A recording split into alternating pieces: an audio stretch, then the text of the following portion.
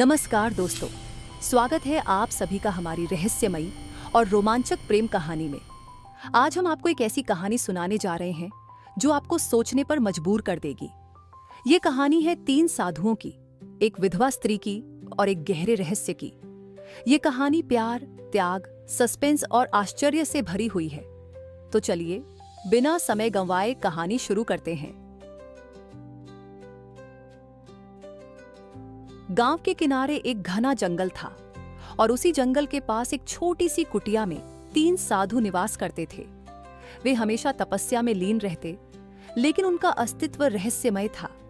गांव में किसी को नहीं पता था कि वे कौन हैं, कहां से आए हैं और इस जंगल में क्यों रहते हैं। गांव के लोग बस इतना जानते थे कि वे साधु कोई आम व्यक्ति नहीं थे। उसी गांव में रहती थी एक सुंदर और दयालु विधवा स्त्री, सुमित्रा। उसका पति वर्षों पहले एक दुर्घटना में मारा गया था और तब से वह अकेली रहती थी। सुमित्रा गांव के लोगों की मदद करती थी और हमेशा दूसरों के लिए भलाई करने में लगी रहती थी, लेकिन उसके दिल में अकेलापन और दर्द छिपा हुआ था जिसे वह किसी से साझा नहीं कर सकती थी। एक दिन सुमित्रा जंगल में लकड़ियां बटोरने गई। अचानक उसे तेज बारिश में फंसना पड़ा। पास ही साधुओं की कुटिया थी और वह वहां शरण लेने चली गई। जब वह वहां पहुंची तो तीनों साधु पहले से ही उसकी प्रतीक्षा कर रहे थे, मानो उन्हें पहले से ही पता हो कि वह आने वाली है। सुमित्रा चौंक गई, लेकिन साधुओं ने मुस्कुराकर उसका स्वागत किया। उन्होंने उसे बैठने को कहा और उसके भीगे कपड़े सुखाने के लिए लकड़ियां जलाईं। धीरे धीरे बातचीत शुरू हुई और सुमित्रा ने पहली बार साधुओं को करीब से देखा। वे तीनों दिखने में बहुत अलग थे, एक वृद्ध, एक मध्य आयु का और एक युवा। तीनों के चेहरे पर गहरी शांति और रहस्य का भाव था। जैसे जैसे बातचीत आगे बढ़ी, साधुओं ने सुमित्रा से पूछा, क्या तुम्हें सच में पता है कि तुम कौन हो? ये सुनकर सुमित्रा चौंक गई। उसने कहा, मैं तो बस एक साधारण स्त्री हूं जो अपने जीवन की कठिनाइयों से जूझ रही है। लेकिन साधु मुस्कुराए और बोले, हर इंसान साधारण नहीं होता। कुछ लोगों के भाग्य में असाधारण चीजें लिखी होती हैं। सुमित्रा के मन में कई सवाल उठे।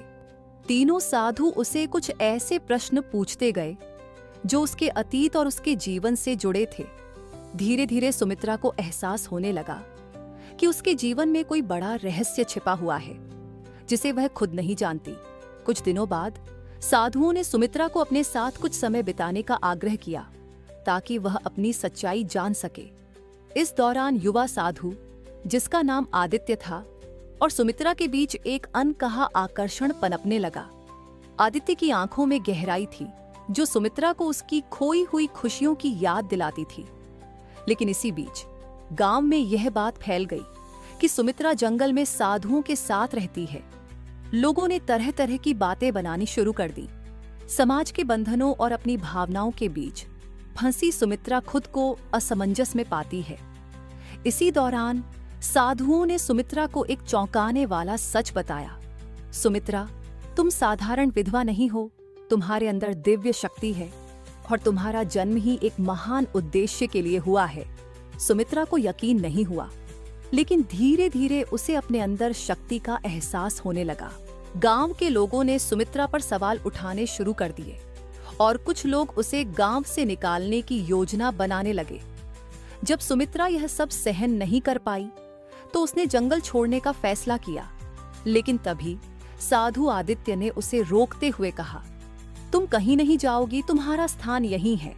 फिर तीनों साधुओं ने मिलकर गांव वालों के सामने सुमित्रा की शक्ति का प्रमाण दिया। लोगों ने देखा कि कैसे सुमित्रा ने अपनी ऊर्जा से एक मरणासन्न व्यक्ति को जीवित कर दिया। यह देखकर सभी के मन से उसके प्रति बनी गलतफहमियां दूर हो गईं।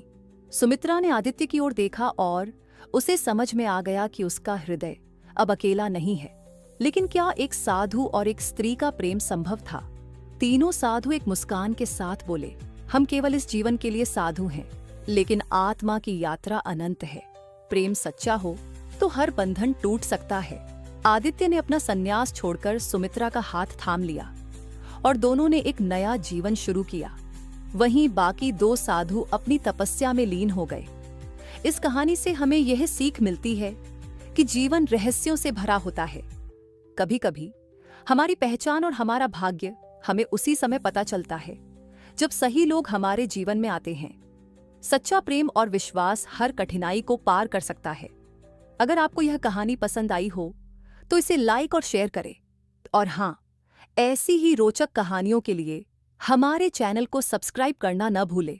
मिलते हैं अगली कहानी में।